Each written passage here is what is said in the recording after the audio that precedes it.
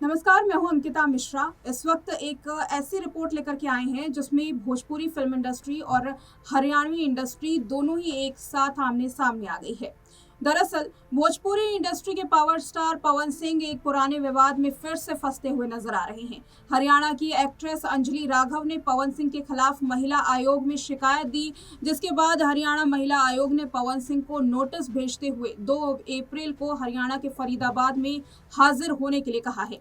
मामला पिछले साल अगस्त का है, जब लखनऊ में आयोजित एक कार्यक्रम के दौरान पवन सिंह मंच पर अंजलि को गलत तरीके से छूते हुए दिखाई दिए। वीडियो वायरल होते ही पवन सिंह के खिलाफ हंगामा भी खूब हुआ था। कई कलाकारों ने इस पर अपनी प्रतिक्रिया दी थी, मगर सबसे ज्यादा चर्चा हुई हरियाणवी डांसर सपना चौधरी और भोजपुरी एक्ट्रेस अक्षरा सिंह की। बात करें केस की, तो एक्ट्रेस ने शिकायत में बताया कि एक कार्यक्रम के दौरान उनकी बिना अनुमति के पवन सिंह ने उन्हें छुआ और बिना अनुमति के वीडियो बना करके सोशल मीडिया पर वायरल कर दी गई।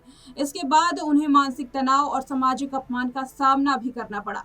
कलाकार का कहना है कि मामले को पहले आपसी सहमति के साथ सुलझा लिया गया था, लेकिन बाद में फिर से उनके खिलाफ फर्जी और आपत्तिजनक पोस्ट फैलाई गई।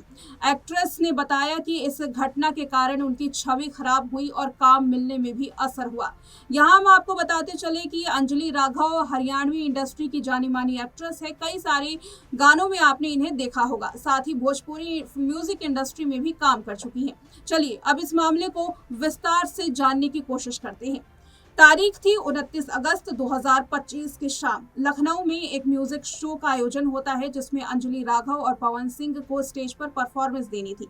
स्टेज परफॉर्मेंस के बाद पवन सिंह और अंजलि राघव फैंस के सामने कुछ बात करते हैं। इस दौरान पवन सिंह अंजलि राघव के कमर पर बिना उनकी इजाजत के टच करते हैं, जिससे एक्ट्रेस थोड़ी असहज हो जाती है, मगर कुछ बोलती नहीं। 30 अगस्त सुबह सोशल मीडिया पर वीडियो वायरल होती है। अंजलि पहली बार प्रतिक्रिया देती हैं और इंस्टाग्राम स्टोरी के जरिए बताती हैं कि उन्हें मानसिक रूप से बहुत परेशान किया जा रहा है। उन्होंने कहा कि इस हरकत ने उन्हें परेशान किया है, ये काफी अनएक्सपेक्टेड हरकत थी। शुरुआत में उन्होंने समझा कि ये किसी कपड़े का टैग होगा, जिसे हटाने की कोशिश पवन सिंह ने की। इस वजह से उन्होंने स्टेज पर कुछ नहीं बोला। उन्होंने भोजपुरी इंडस्ट्री छोड़ने की घोषणा भी कर दी थी। 30 अगस्त की शाम अंजलि राघव की सोशल मीडिया पर ट्रोलिंग शुरू हो गई। पुराने गाने के क्लिप काट करके लगाए जाने शुरू कर दिए और उन्हें पॉर्न स्टार भी कहा जाने लगा।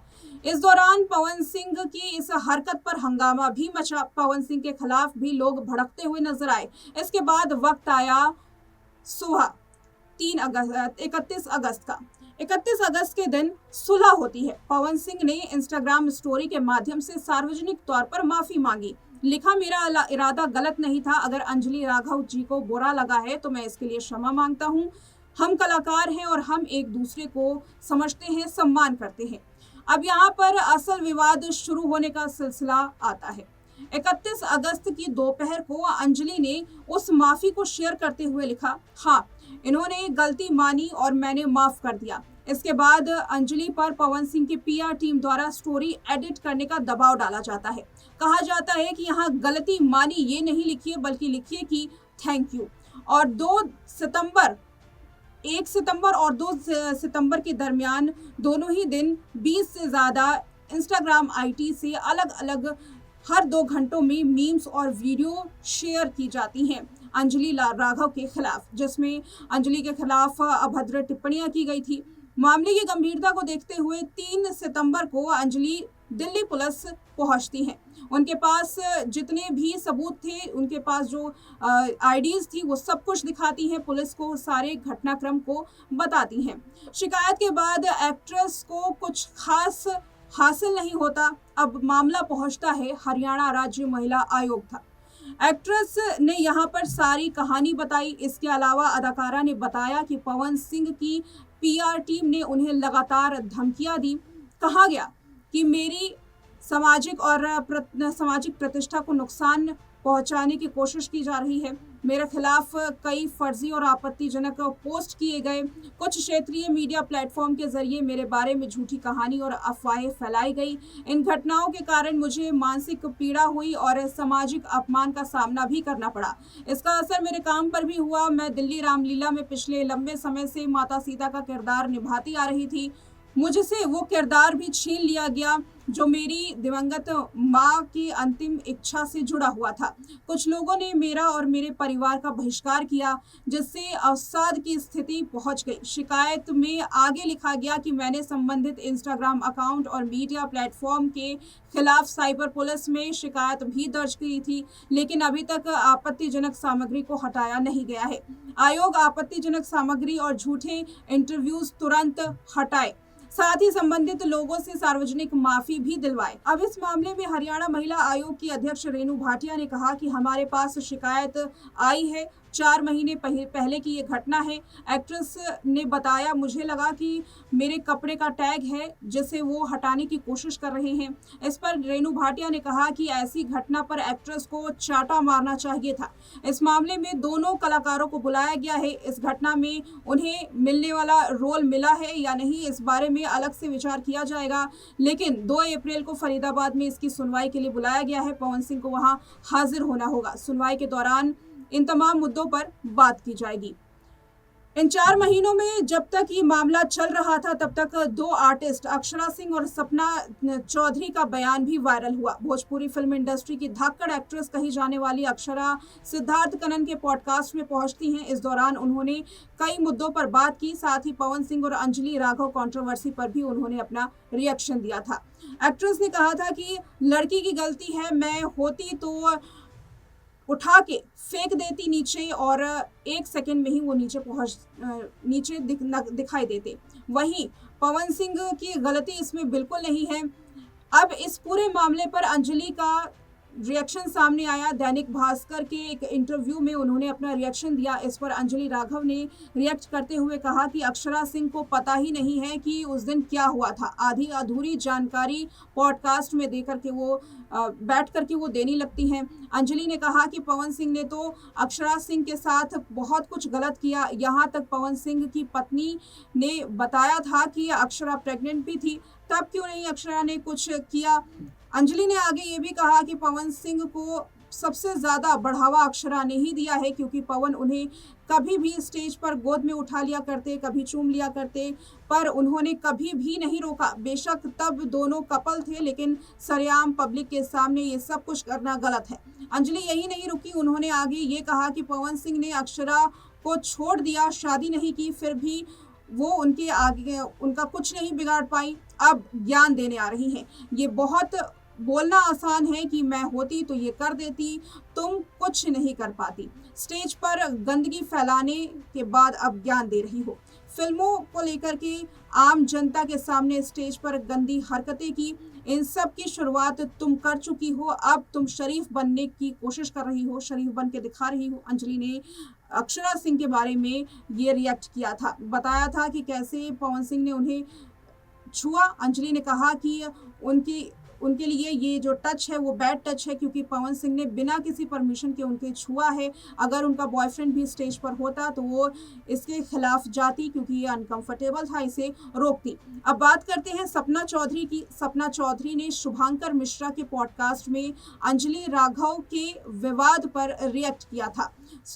सपना चौधरी ने कहा था कि मैं तो कैसे भी नहीं देखती, बाद में विरोध किया तो गलत था, उनको तुरंत करना चाहिए था। आप ये कहकर पीछे नहीं हट सकती कि वो फेमस हैं, पब्लिक उनकी थी, मैंने देखा था वो वीडियो। नहीं, आप ऐसा नहीं कर सकते। आपको कोई चीज़ से दिक्कत है, अगर आपको पसंद नहीं आ रही है तो आप तुरंत बोलिए। सपना ने आगे कहा कि कई बार ऐसा होता है कि हम डर जाते हैं, हम उस वक्त नहीं बोलते, लेकिन वही गलत होता है। आपको तुरंत बोलना चाहिए कि आप सही नहीं कर रही हैं। आपको अच्छा नहीं लगा तो वहां तुरंत मना कर दीजिए, वो चाहे किसी भी चीज के लिए हो। इस पर अंजलि राघव ने प्रतिक्रिया दी थी। उनका बयान सामने आया था सपना चौधरी का। इस पर अंजलि राघव का कहना था कि शायद उन्होंने मेरी वीडियो ध्यान से नहीं देखी है, मैंने इंस्टाग्राम पर भी डाली थी। उनके साथ स्टेज पर कई बार बदतमीजी हुई है, उन्होंने तुरंत तब क्यों नहीं बोला? मेरे साथ तो ये पहली बार था, उनके साथ तो कई बार ऐसी घटना हो चुकी है। इसके बाद भी कई बड़ी-बड़ी चीज़ें उनके साथ हुई हैं, तब वो क्यों नहीं बोली? उन्होंने बस उस वक़्त एक्शन क्यों नहीं लिया? थप्पड़ क्यों नहीं मारा? मेरे लिए तो फिर भी ये अनएक्सपेक्टेड था। मेरा तो फोकस सारा पब्लिक पर था। मुझे बिल्कुल भी उम्मीद नहीं थी कि ये जानबूझ करके किया गया है। मुझे लगा कि कोई टैग होगा या जिसे हटाने की कोशिश की जा रही है। अब इस पूरे मामले पर सपना चौधरी को लेकर के उन्होंने ये भी कहा कि सपना के साथ तो जितना मैं जानती हूँ स्टेज पर गोली भी चलाई गई है। उनके भाई, उनकी माँ पर भी गोली चली है शायद। सब जानते हैं, वो तब क्यों नहीं बोली? भाई जो भी है वही तुरंत कह दो ना।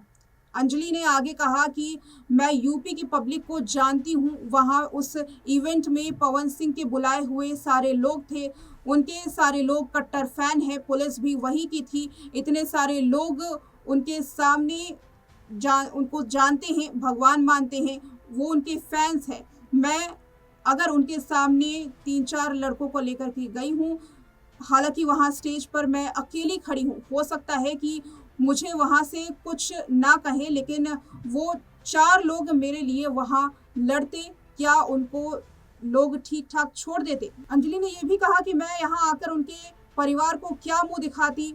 किसी को कुछ हो जाता तो मैं अपनी माँ से क्या कहती? समझदारी इसी में थी कि मैं कुछ ना कहूँ और समझदार की तरह वहाँ से चली जाऊँ। ये कहना था अंजलि राघव का। इसमें 2 बात ख़ास है। पहली बात ये कि अगर महिला आयोग के सामने अंजलि राघव के खिलाफ पवन सिंह के खिलाफ जो शिकायत हुई है, उसमें पवन सिंह अगर पेश नहीं होते हैं, तो बादशाह की तरह ही रेणु भाटिया पवन सिंह के खिलाफ भी यहाँ पर एक्शन ले सकती हैं और लुकआउट नोटिस जारी करवा सकती हैं, यानी कि गिरफ्तारी का वारंट जारी करवा सकती हैं। दूसरी बात ये कि पवन सिंह के खिलाफ अक्षरा सिंह और सपना चौधरी दोनों ने ही अंजलि राघव को घेरा। उनका कहना था कि ये मामला तुरंत खत्म हो सकता था।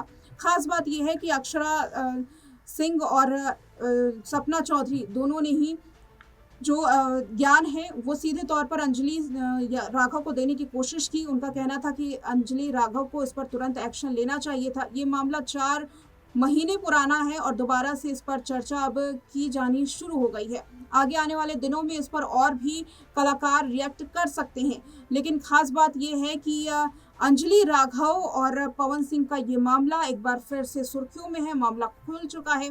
दावा किया जा रहा था कि अब अंजलि राघव का ये मामला ज़्यादा आगे नहीं बढ़ेगा, लेकिन 4 महीने बाद क्योंकि ये मामला महिला आयोग तक पहुंच चुका है, अब इसमें महिला आयोग की अध्यक्ष रेणु भाटिया क्या एक्शन लेती हैं, ये देखना काफ़ी दिलचस्प होगा। रेणु भाटिया वो शख्स हैं, वो महिला हैं जिन्होंने अक्सर महिलाओं के प्रति अपनी सभी कर्तव्यों को निभाया है और निडरता के साथ एकदम बेबाक होकर के महिला के हर जो परेशानियां हैं उनको सुना है और उनके खिलाफ एक्शन भी लिया है।